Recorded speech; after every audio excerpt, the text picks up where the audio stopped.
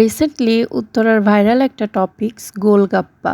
So সেখানেই চলে গেলাম ওইখানকার শাহি চটপটি খেতে। এই তো চলে আসলাম। এখানে অনেক ভিড় ছিল, অনেকক্ষণ দাঁড়িয়েছিলাম। দাঁড়িয়ে থাকার পর ফাইনালি আমরা একটা সিট পেয়ে গিয়েছি। দেন আমি ভিতরে যেয়ে অর্ডার করে দেখতেছিলাম যে ওরা কিভাবে বানাচ্ছিল। ওরা খুবই হাইজেনিক মেনটেন করে বানায়। টোকেন নিয়ে এখানে অনেকক্ষণ ওয়েট করার পর ওরা সিরিয়াল মেনটেন করে এখানে দিয়ে যায়।